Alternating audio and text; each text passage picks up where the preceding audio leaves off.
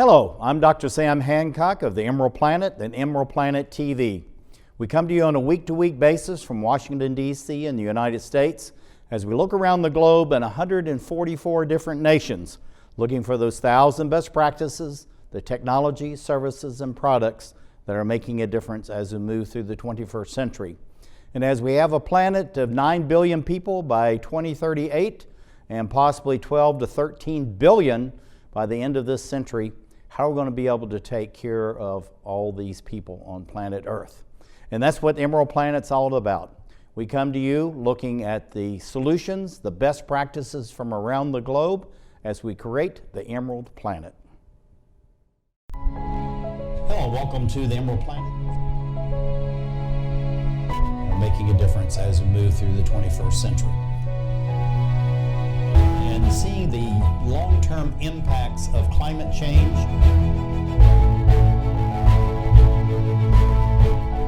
We're glad to have you. Thank you for being with us. Looking around the globe and food, what we're going to be talking about is the color of food and why colors are so important as far as the nutrients are concerned, the benefits to not only our bodies, but our minds and our spirits, and how that we can tell about what we're eating and the importance of it by its color. Granetta Coleman is a certified Food for Life instructor of the Rooted Dish in Washington, D.C., and she's going to explain some of the ways that we can look at the colors and understand what it is that we're eating. For not having enough colors, how we can change that so that we're actually putting the rainbow into our food. Granetta, welcome back to the Emerald Planet TV. Thank you. Thank you for having me back.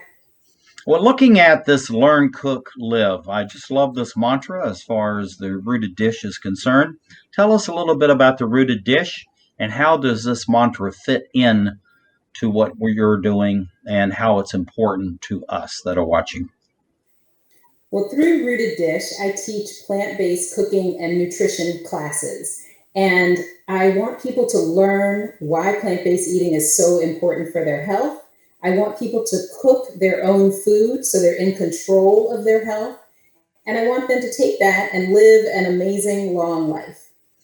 I tell you, I think it's fantastic because you're looking at longevity and health and energy as being embedded into their day-to-day life. And not many people really think about that, Granetta, and thank you for your leadership for that. Vegetarians, what are they and how do they differ from the vegans that we're going to talk about in just a minute? Well, vegetarians are people who primarily get their nutrition from plants, but they do allow themselves to eat dairy products and eggs, but they avoid meat products, poultry, and seafood. Mm-hmm. Now, looking at vegans and why the difference and why either give up the dairy and eggs or why not? And why do the vegetarians continue to hang on to those types of animal proteins? Well, a vegan is someone who gets all of their nutrients from plants. So they give up the meat, the seafood, the poultry, and the dairy and eggs. And someone may not want to go that far because when you're raised on a certain diet, it can be really challenging to give up essentially almost everything that you're used to eating and switching it over. So vegetarianism is kind of a middle step that a lot of people take before they go vegan. Mm-hmm. So it's kind of a natural progression, but I would assume that there are a number of people that get to be vegans and vegetarians. And so whatever they choose, they may continue that throughout their life. And it is better to reduce the carbon loading on the planet. And that's why this slide is really so important. How does the food that we eat directly impact Mother Earth?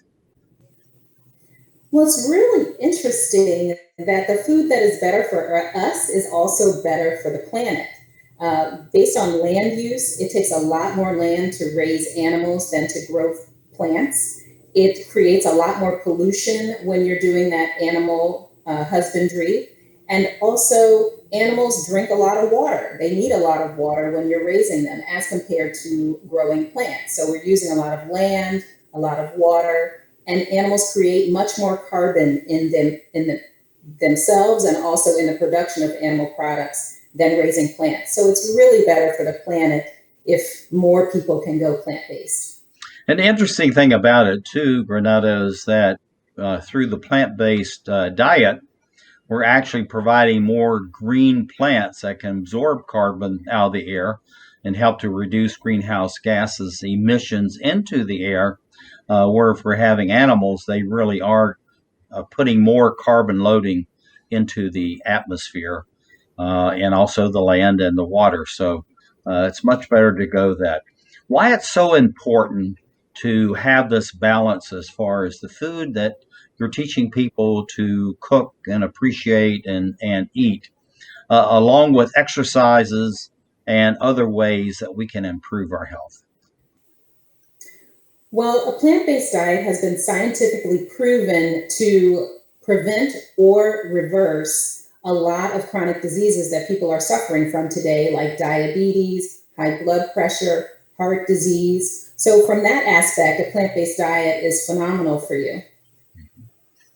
And also, exercise is really key to all this. And I know this is something you actually talk about in your classes. Why tie in exercise to a plant-based diet? Well, there's two things you can think about. Number one, you can lose weight on a plant-based diet without exercise at first, but then when you get to a healthier weight and you want to exercise, plants can help you recover more quickly from the stress of exercising because they have so many antioxidants and they're also anti-inflammatory. Looking at the beautiful colors that we have here, how is it that we can actually look at our food, know it by its color, and know somewhat of the nutrients and the flavor, as you have here, that we are actually going to be able to enjoy out of that mix of colors on our plate, in the bowl, or on the skewer? Well, color is a key indication of the vitamins, minerals, and antioxidants that are actually in your food. So if you look at your plate and it's all brown, or it's all green, or it's all red, then you're only getting one type of nutrition. And you really want to mix it up. You want your plate to look like a rainbow. That's why they say eat the rainbow. Get the fresh fruit and vegetables. Get nutrient-dense foods that have a lot of different colors. And that will also encourage a lot of different flavors for you. And also reduces the carbon loading on the atmosphere. And I think that's something that more and more people are thinking about, but we really need to think about. Not only are we what we eat, but Mother Earth either benefits or suffers by what we eat. Going to the seasons, why is it important to eat the foods of the various seasons? So that kind of ties into your carbon footprint point, because if you are getting food in season, that means you're getting it most likely from a local source. So there's going to be less energy involved in getting it to you and keeping it fresh. Also, getting food in season means that it's going to be picked very close to when it's given to you. And so it's going to have much more nutrition.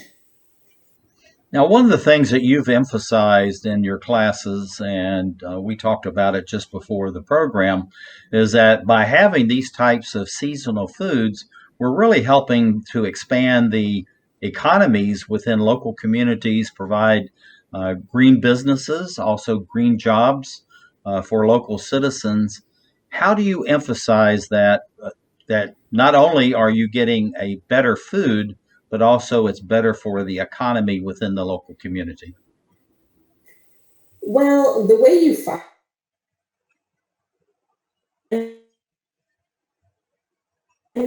see, and if you're a local farmers market, you're going to meet some local farmers who farming is so challenging that in order for them to make money, it's much easier for them to sell directly to you than to have a middleman in place. So you can support local farmers, you can support local businesses by going to those farmers markets and buying seasonal food. That's great. Let's go through some of these foods. What are we looking at here, Granetta? And how are each of these important for us and actually benefit us as far as, again, this balance of the mind, body, and spirit? All right, so here we have some butternut squash in the center, some sweet potatoes on the side. Those are those orange vegetables that have something called beta-carotene in them, which is an antioxidant, which is actually great for your mind and your body. It can help boost your mood. And then on the other circle, there is Brussels sprouts, which are a cruciferous vegetable, which is wonderful for cancer prevention. Yeah, it's amazing how each of these really do have direct medical benefits. And it goes back to that old mantra, we are what we eat, and food is medicine. Apples. Most people really do like apples. How did you dress this up to make it look so attractive? Well, I don't want people to think that a plant based diet is a diet of deprivation. So, this is a delicious dessert that you can have where you basically bake some delicious apples with cinnamon, a little sweetener, and you crumble some nuts and oats on top, and it's delicious. And also, we're getting a real mix then as far as the types of foods we should be eating, correct? That's right. This is very pretty. And also, not only can you feast with your eyes, but you feast with your tummy, correct? That's true. Some people think that they can't bake without eggs, and you actually can. This is a delicious pumpkin spice muffin. And instead of using an egg, you're using baking powder and baking soda. So you're getting that orange color, that antioxidant of beta carotene, and you're getting to eat a muffin. So it's a win win. Win-win for us, win-win for the environment as well. Brussels Yeah. sprouts. Why so important? As I previously mentioned, Brussels sprouts are in that cruciferous vegetable family, along with broccoli and cauliflower. And it's super important for cancer prevention. So you can roast these up and enjoy them any day. Yeah, and this is something about Brussels sprouts. Many people really don't know much about them or don't really eat them. But I can have a snack on what I see right there, and it's quite delicious just to take those, braise them, or even put them in the microwave and season them a little bit. And it's a wonderful snack or have it as a meal. Butternut mac and cheese. Now that's a stretch. How does that work? Well, you take that delicious butternut squash you saw in that earlier slide, you roast it and you puree the pulp, and you add a little bit of plant based milk and a little bit of nutritional yeast, and you can make a cheese like sauce that is so rich and so creamy. I don't think you'll forget the cheese. I don't think you'll miss the cheese. I tell you, this is really a pretty dish. And I like the way that you're presenting all these because, you really have, it's kind of like curb appeal for a house. You need to have food that looks good, and then you think, okay, I can go for that. Smoothies. Smoothies are a wonderful either meal replacement. If you're too busy for a sit down breakfast, you can grab it on the go. This is a sweet potato smoothie that tastes like a sweet potato pie. And, plant based eating can be fun, flavorful, and delicious. Oh, I tell you, I think it's absolutely fantastic. Going out on the route of dish, what do you see as far as people accepting this over the next 5, 10, or 15 years, moving away from animal proteins more and more into plant based? And we got to be quick. Well, I think that the trend is obvious. Plant based eating is everywhere. And I think that in 5 or 10 years, people are not going to be shocked and surprised to see plant based eating everywhere. That's fantastic. Granetta Coleman, Rooted Dish, thank you for being with us as we create the Emerald Planet.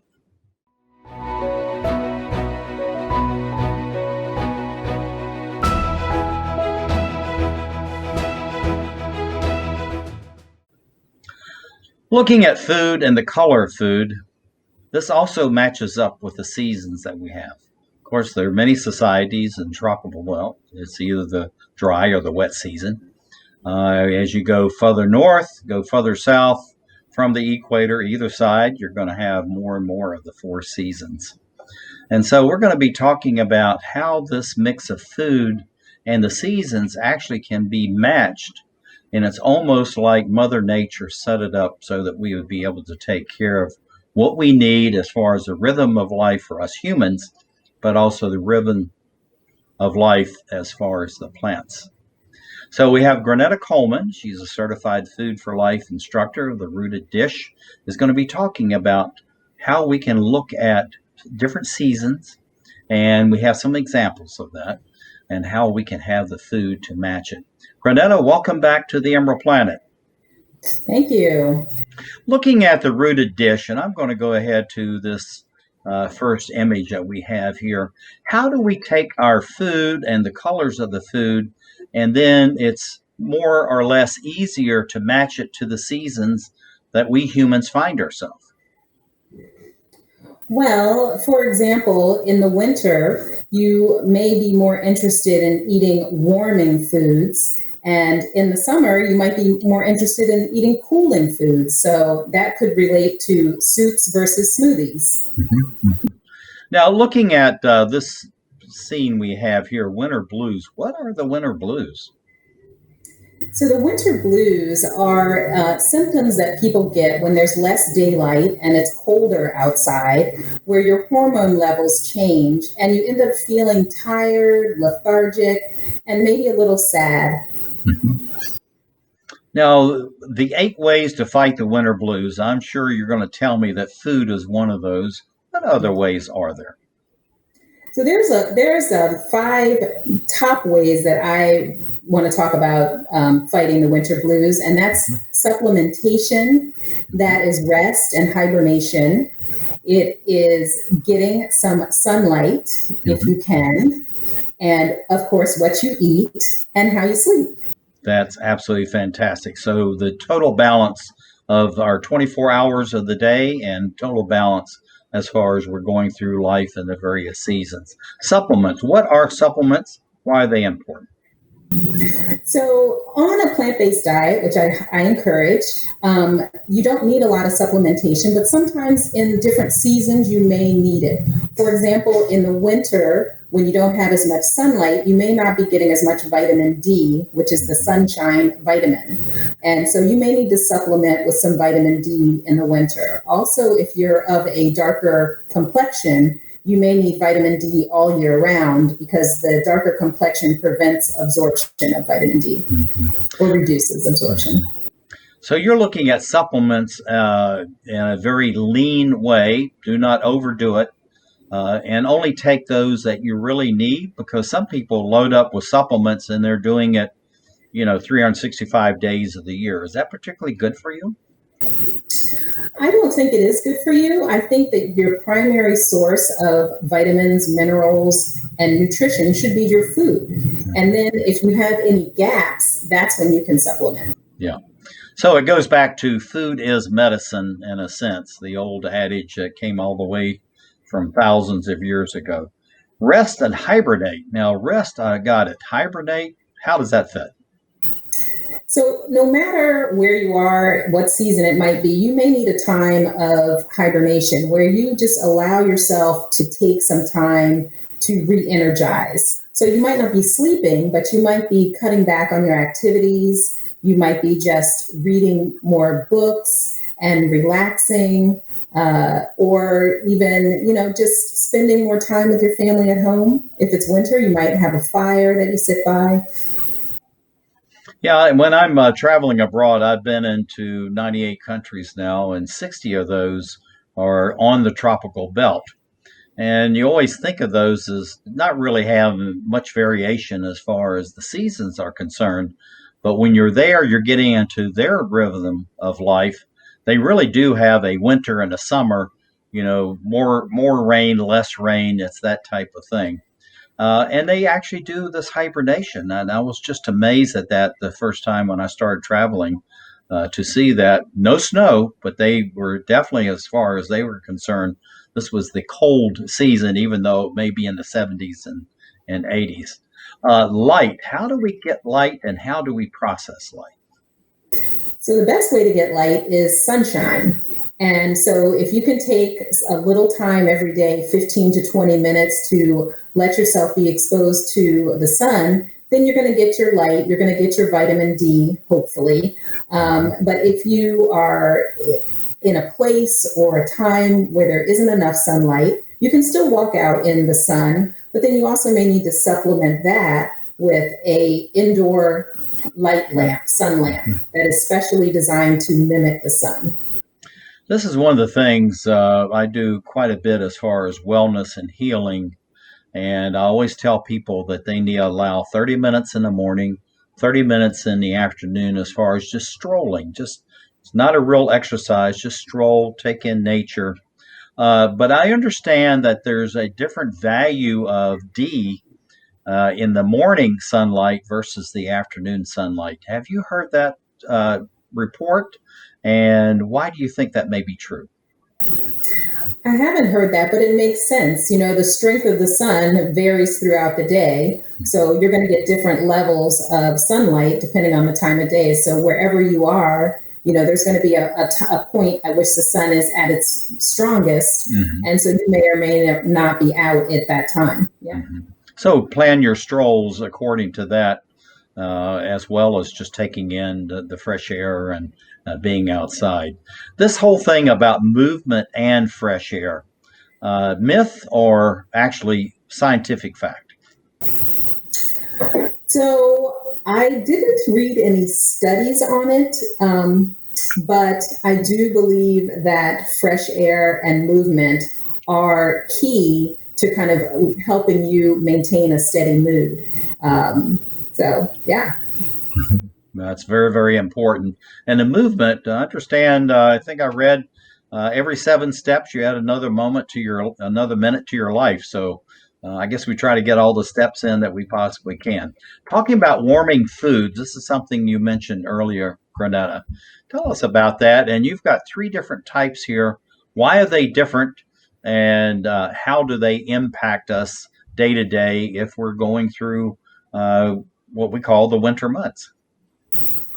So warming foods can be wonderful because they can warm you temperature-wise. So we're talking about hot dishes, soups, curries, and stews. But some of them can also be warm because of the spice level. So that can be an internal warmth. And that's mostly curries are more spicy. So that's the difference between the soups are thinner, the curries are spicy, and the stews are hearty. So they have much bigger, heavier items in them. So the thing about this then is that you can vary between the soups, the curries, and the stews, and that really gives you the variation. How do the colors relate to each of these 3? So in all of these, you can work in a myriad of colors, which means you're going to be working in a lot of vitamins and minerals, which are great for health. And so, you know, a soup, sometimes I make a soup by cleaning out my refrigerator. So anything that's in there, I grab it, I throw it in a pot with some broth, and I turn it into a soup, and it's very colorful and very healthy and economical. Now, as far as curries, we know that most people, or the myth is that they're extremely hot. How do we have it so people could learn to enjoy curries, but they don't think that they're going to get all the heat, the burning of the mouth and the tummy from curries? How do we gradually introduce curries into the average American or Northern Hemisphere diet? So you need to test out different curry blends. Curry is actually a blend of spices. So some of them have more peppers in them, so they're going to be hotter. Some of them are going to have less peppers, so they won't be as hot. So you sample different curries from your local market and find one that fits you. And then when a recipe says put in a tablespoon, start with a teaspoon. Mm-hmm. Okay. And you can always add more spice, but you can't take it out. Yeah, we think about stews and all types of different types of meat, as far as poultry, pork, beef. How do we make these very hearty stews only on plant-based sources? So usually you want to make sure that your stews have bigger chunks of vegetables. So large pieces of potato, heavier starchy vegetables in there, lots of sweet potato or regular potatoes, and also add in a meaty texture. For example, portobello mushrooms, make an excellent meat replacement, or use some of the commercial meat replacements to replace some of those items. Okay, that's fantastic. Now, this plant-based, we're going to see this several different times throughout our discussion. Why is this so important that we have all four of these on our plate in a 24-hour period? Well, it's really important just for health in general. And there have been studies that have found that eating plant-based actually improves your mood in the winter months. No, that's good to know. Okay, we're going to go through some of these, just describe these, and we'll finish out this particular show with these foods. Tell us what we're getting and why these. So this is a sample of a soup that you could make, and this is a black-eyed pea soup. So you're going to get your legumes in there, which are a great protein source. And then it's going to have things like peppers. It's going to have collard greens. So the beans and the collard greens are actually going to provide not only protein, but calcium for you. Curry lentil. This is an example of that curry that we talked about. Now, Ethiopian food is famous for being very spicy. So it can be nice to make this at home so you can adjust the spice level. And this is lentils.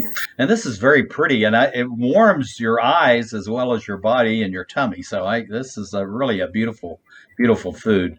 Beefless stew, and I was referring to that earlier. Yes, so this is the stew where you see those huge chunks of carrots and potatoes. And then in a substitute for beef, it's portobello mushrooms. So it's got red wine in it to emulate the traditional American beef stew, but it's a plant-based version. That's fantastic. Minestrone. This shares something in common with all of the things that I've shown you, which is it is a vegetable soup, but it has kidney beans in it and also pasta. So it's going to be filling, but it's also going to provide you with a lot of energy. Rooted dish, what do you see for the outreach over the next 5, 10, or 15 years? And we have to be quick. I'm looking forward to everyone on the planet experimenting and hopefully adopting a plant-based diet. That's fantastic. Granetta Coleman of the Rooted Dish, thank you for being with us as we create the Emerald Planet. Thank you.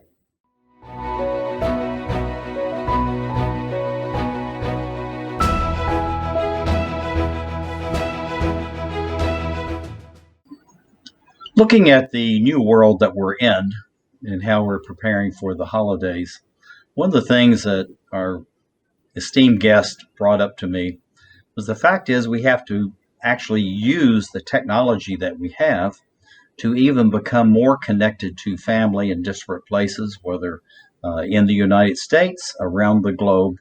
We can actually bring family even closer together by the use of technology. Something I was not thinking about, and this is just absolutely a marvelous idea.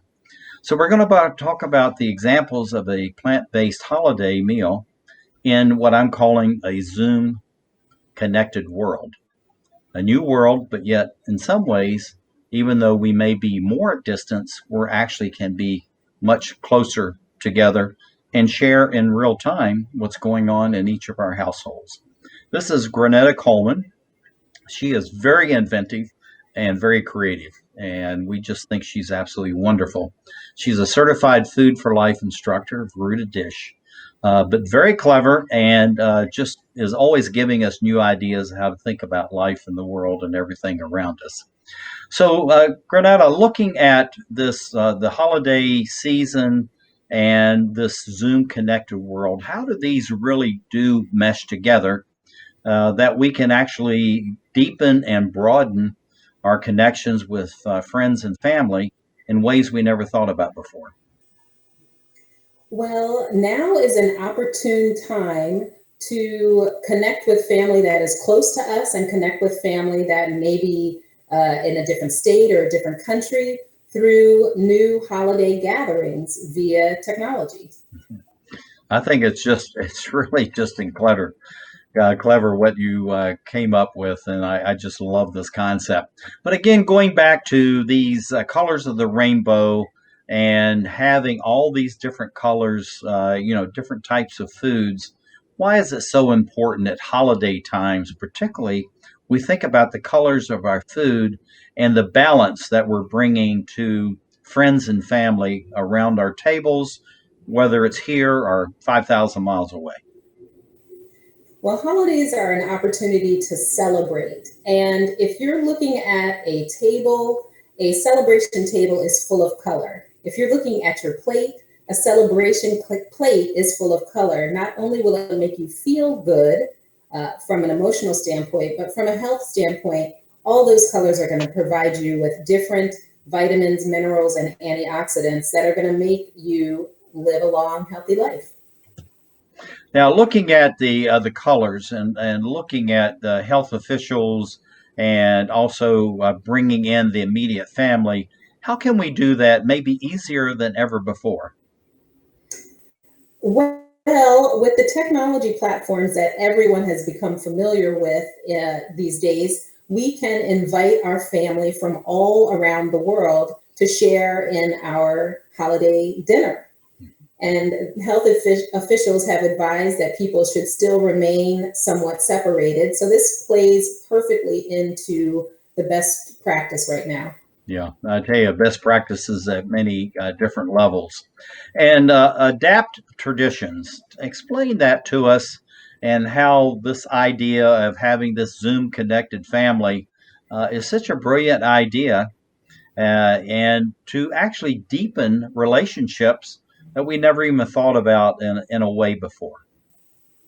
So there's two ways that you can adapt your traditions. One is to invite family that has never sat at your holiday table to your table via a Zoom or other software invite. So you can expand your family circle in that way. Another way to adapt traditions is instead of having a traditional meal, you can adapt and have a vegan holiday meal. Mhm. Now, looking at the adapting the menu and using the vegan mindset, the vegan style of eating, why is that becoming more and more important as we move through the 21st century?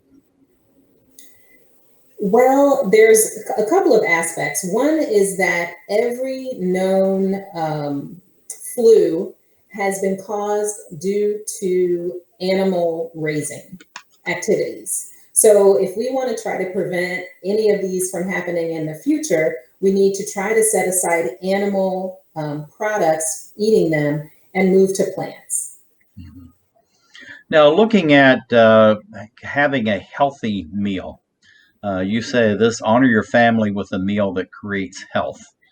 How can you say that so emphatically?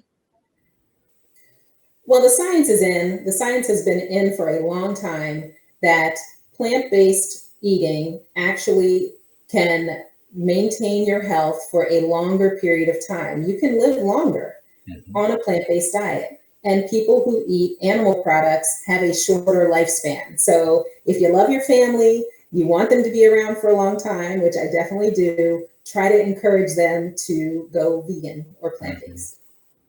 Yeah, and the whole thing about existing menus versus new menus, how do you come out on that, and how can people either adapt or create new? So it depends on the person. If you are comfortable trying to adapt your old recipes, you can swap out animal-based products for plant-based products, like plant-based milk instead of cow's milk, plant-based butter instead of cow's butter.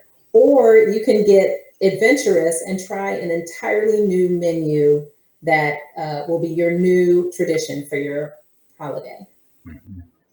Yeah, and looking at the replacements, taking out the meat, the butter, the cheese, the various animal proteins. How are mushrooms and lentils, and I'm going to add to that chickpeas because I just love chickpeas. How does that really help us to move away more into the plant-based meals, but at the same time, it's bringing us more nutrition and reducing carbon loading on planet Earth? Well, the lentils and chickpeas are great because they will be a higher level of protein, amount of protein per by volume Mhm. than other vegetables. So if you're worried about replacing meat for these legumes, you don't have to worry about that because you're getting plenty of protein. Now, the mushrooms are special because they have cancer fighting properties. So you can always think about, hey, what is this food doing for me? Not only is it filling you up, but it can actually do more for you. Yeah. And that goes back to the age old thought of, food is medicine. And it absolutely is true. Creating a main dish, we're just going to kind of stroll through here and talk about some of these foods, Granetta. So I may interject a question or two, but just tell us what we're looking at, why these are so important, and how can these become a new tradition for our viewers. So a lot of holiday celebration dinners have a main dish, kind of a centerpiece for the entire meal that is more protein heavy. So that's what this is. This is a shepherd's pie that has a lentil and mushroom and a lot of other vegetable filling, topped with some delicious sweet potatoes. So it's going to have this great gravy and flavor inside, and savory, and also very decadent with the sweet potatoes on top. Now, looking at this, can you make a gravy out of a plant-based origin? You sure can. There's a gravy is essentially vegetable broth that is thickened with something. So you can thicken it with flour, or you can get even more exotic and put some mushrooms in there and make it really taste delicious. Mm-hmm. Yeah, I'll tell you, this is a beautiful dish that you have here.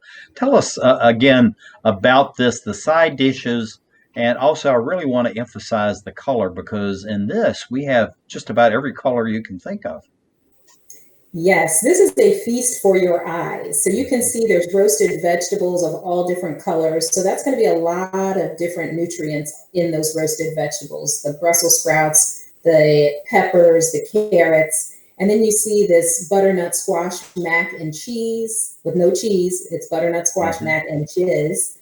So it's a creamy, rich sauce, but that butternut squash is an orange color that will give you beta-carotene, an antioxidant. And then you have this lovely salad with this beautiful purple cabbage on top. So that purple cabbage is just going to really give you a lot of health benefits. And then, of course, everybody loves bread. So throw in some crusty bread. Oh, I tell you, this really looks beautiful. That really is a feast for the eyes. Desserts. Share how desserts, you don't need all the eggs, the butter, and the other animal source proteins, yet it can still be as delicious. Well, essentially, you can make any dessert plant-based. And this picture is just showing a delicious apple pie with a plant-based crust. So the crust is made with flour and oil. And then the pie filling is essentially, I'm sorry, not apple pie, pumpkin pie. Mm-hmm. It's essentially pureed pumpkin with a delicious coconut whipped cream on top. I don't believe in deprivation. Yes. Well, and it also is very pretty, and it looks quite traditional. And so, again, it's a feast for the eyes as well as the tummy. Now, this is something that I thought was quite interesting, and I think you are triggering off of these words maybe in different ways, feeding a blended group. It may relate to the food itself. It may relate to the people that are sitting around that table. How are you meaning this, or what are the various meanings of this statement from what we're seeing? So absolutely, a blended group can mean different things at different times. It can be people of different religions or political persuasions, but I'm using it right now to talk about people who eat different things. Mm-hmm. So in your holiday coming together, you may end up having one person in your family or a couple people who still eat animal products. And that's okay. Everybody's in a transition, I say. Mm-hmm. Everyone's transitioning to plant-based. They just don't know it yet. So you still want to be gracious and allow them to bring something that or cook something that they want to eat. And also they can try these plant-based foods. Yeah, and looking at that, how do you accommodate both at the same table? So I would do that by either allowing someone to make an animal-based product, or I would pick up something animal-based that was pre-prepared for this specific occasion. It's really the only time of the year that I would make that accommodation would be at a holiday. Mm-hmm. And doing that, what are we doing as far as bringing more people in to understand that maybe they really do need to be on a plant-based diet? How does this help them in that transition, or even to start thinking about it for the first time? It can help them in two ways. Number one, they get to taste this delicious plant-based food, and that will encourage them to say, huh, this is actually good. I might try this.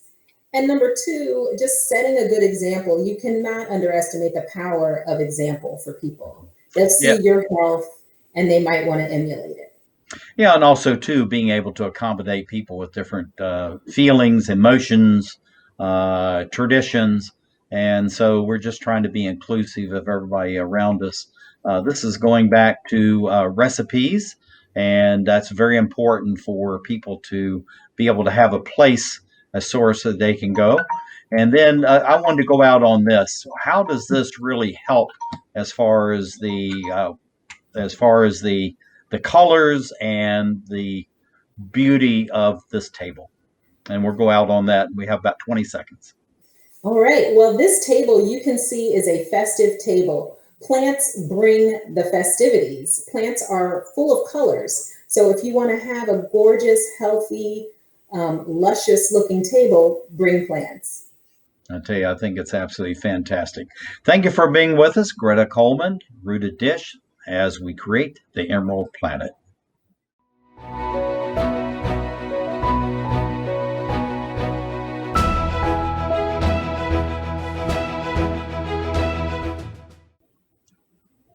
As we look at the world of food, we're looking at it from the standpoint of colors and how they blend together, what they tell us about the food that we're looking at, why they're so important, and then what they are doing for us as human beings and also for the animals that are around us. But one of the things that we can't see is interior to us, inside our bodies, and this is about the immune system, something that's critically important as we have more chemicals in the air, more chemicals in the water, and more chemicals in our land. And so our immune systems have to be strengthened and not weakened by all these different chemicals. And how do we do that through the food? And how do we accommodate and coordinate the colors of the food in order to do that? Granetta Coleman is here with us. She's a certified Food for Life instructor, and she's with the Rooted Dish. And we're going to be talking about besting your immune system with food. So, how do we do this, and why is that so important that we boost our immune system, Granetta? Well, your immune system is something that keeps you healthy. When viruses or bacteria or other invaders like cancer cells grow in your body, your immune system is what is going to fight those off and keep you healthy. So it's super important. Now, looking at the immune system and going back to this old adage that food is medicine, we are what we eat, how is the medicine as food help us as far as the immune system is concerned? Well, you can eat things that boost your immune system, or you can eat things that really don't do anything for your immune system. So I lean toward wanting to make my immune system as strong as possible so that I can, not have days where I'm laying in bed. Yeah. Well, the whole thing about it too, there's many foods that we can eat. They're empty of real nutrients, and actually they can have a negative impact on our immune system. So, how do we need to think of it as far as looking at the foods we are eating, what we're putting into our bodies, and how the fact is that we really need to think about our immune system and longevity of life through what we eat? Well, every time you eat is an opportunity to either do something good for yourself or do something bad for yourself. And how are you going to spend those calories that you're eating? I think the best way is to use those calories to protect yourself and to nourish yourself. So white blood cells are part of your immune system, and they help fight off these invaders in your blood, like viruses, bacteria, or cancer cells. So I want my white blood cells to be functioning tip top. So I'm going to eat foods that boost my immune system. So looking at this, we really want to have this plate as we've seen this before, and we'll surely see it again. But the whole thing is that we want to always be fighting off any kind of detriment to our immune system and always boosting the immune system. So how do we combine and coordinate these various colors in order to know that we actually are doing that? Because it's something that's inside us. We really can't see it. But how do we know we're doing the best for ourselves?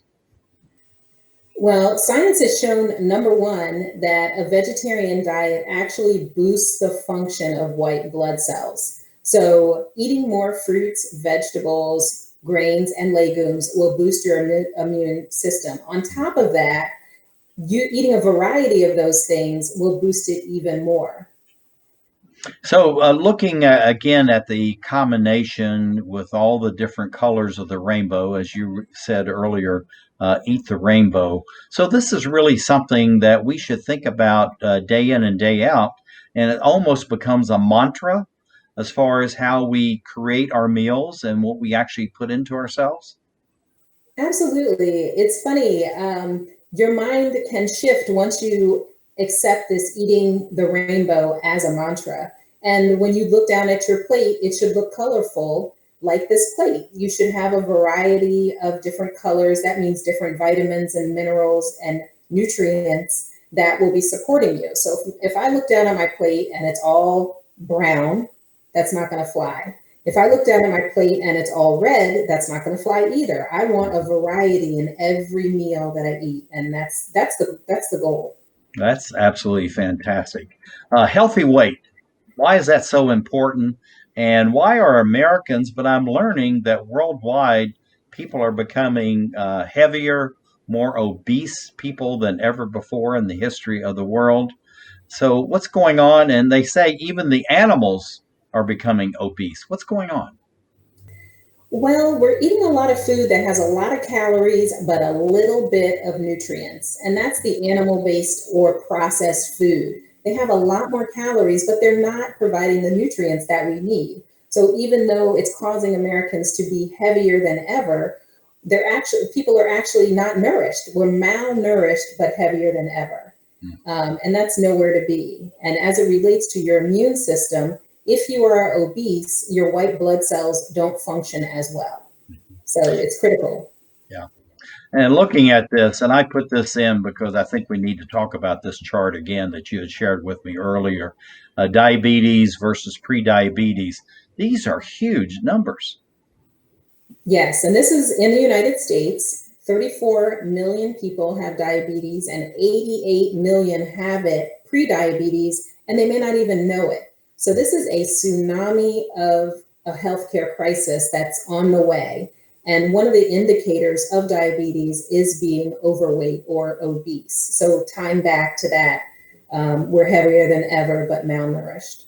And looking at this too is that we're spending literally tens of billions of dollars on junk that we really shouldn't be eating or putting in our bodies anyway.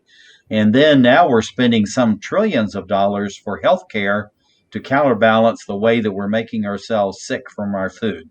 So, how do we look at these numbers and say we have to do something different? I think it's a call to action. It's a call to action for every person to take individual responsibility for their health. So every time you figure out your meal plan, you should be thinking, do I want diabetes or do I not want diabetes? Do I want to prevent my pre-diabetes from becoming diabetes? The way to do that is to adopt a vegetarian and, even better, a plant-based diet, which means no animal products. Now, looking at the vitamins, minerals, and antioxidants, we're seeing a lot of colors here. How are you mixing and matching on this cutting board all these different colors to address the different issues that are going on inside us? Again, which we can't see, we don't know about, but mentally we need to be very aware. And I think intuitively, Granetta, we know when we're eating right and when we're not. That is the most interesting thing about doing this work is that people know that an apple a day keeps the doctor away. People know that, broccoli is good for you, as are tomatoes, all these different beautiful, colorful fruits and vegetables. They just don't know how to do it. And that's why I really want people to learn how to cook. And that way they can incorporate these vitamins, minerals, and antioxidants more easily into their diet. Right. Now, we really do have the rainbow in all of this, and this is a mixture of fruit and vegetables. So why do we need to be mixing fruits and vegetables as far as a plant-based diet? Well, fruits have different sources of vitamins and minerals, and fruits are a really easy way to eat a number of different colors just because there's so much variety. Here you have cranberries, you have blueberries, kiwi, mango. So there's all sorts of fruits. That's an easy way to get all those different vitamins. So instead of taking a multivitamin, eat a multivitamin. Mm-hmm. Yeah, and it's interesting to know too about a tomato. We always think about it as a vegetable, but my understanding is classically it was actually a fruit, and so it fits both ways, and it has the beautiful color itself. Beta Yes. carotene. What is beta carotene? I think most of us understand vitamin C, and I'm going to let you talk about that as well. But beta carotene, why is that so important? So there are these things inside of our body called free radicals, and they're basically cells that run around causing us to age or causing cells to become cancerous. So we really want to prevent free radicals from surviving inside of our body. One of the way to do that is to eat antioxidants. Antioxidants will attract free radicals to them so they don't go to your cells. Beta carotene is one of those antioxidants. So vitamin C is as well. So the more antioxidants you eat, the fewer free radicals will be running around inside your body wreaking havoc. And carrots have beta carotene because they are orange. So any orange fruit or vegetable will have beta carotene. Carrots, sweet potatoes, butternut squash, all of those. And actually green leafy vegetables have beta carotene, but the green masks the color orange. So in the fall, in some places, when the chlorophyll goes away and the green becomes orange, you can see it when the leaves change color. So it's pretty amazing. That is absolutely amazing. So this is like a giant magnet to go around and collect these free radicals and maybe even viruses and cancer cells and all that, and then exhaust them out of our body. Is is that a proper conception? Yep, yep, that's it. That's amazingly simple. Looking at plant-based milk, I know there's certain industries that don't even like that term being applied to almond and oat and the various new types of milks that are out there, but nuts as well. Why are nuts so important? So similarly to beta carotene and vitamin C, which are antioxidants, vitamins E and D are also antioxidants. So they're going to gather up those free radicals. And nuts have vitamin E in them. So getting a handful of nuts a day is wonderful. Plant-based milks are usually made from nuts. A lot of them are made from nuts, or they're made from oats or something else, but they contain vitamin D. Mm-hmm. I think it's just amazing. Zinc, I know, is very important. We're just about running out of time, and I just wanted to ask this question: what do you see as far as not only boosting our immune systems with food, but also being able to reverse this huge trillions of dollars worth of expenditures on healthcare? And they're saying a lot of this is maybe 75 to 80% is lifestyle choices versus the real need for healthcare. And I'll just go through a few of these slides, but just let's talk about that. Boosting immune system, but why do we need to reverse this loading on our healthcare system? And we have just 20 seconds to do that. All right. So the quick plug for boosting your immune system is that if you're in a crisis where you need that protection, boosting your immune system can help. As far as lifestyle diseases, which they are, what you eat can impact your getting these lifestyle diseases. So do what you can to make that change. Yeah, we need to sleep well. We need to hydrate. There's so many things we need to do as well as exercise. And then, as I say, stroll in the sun.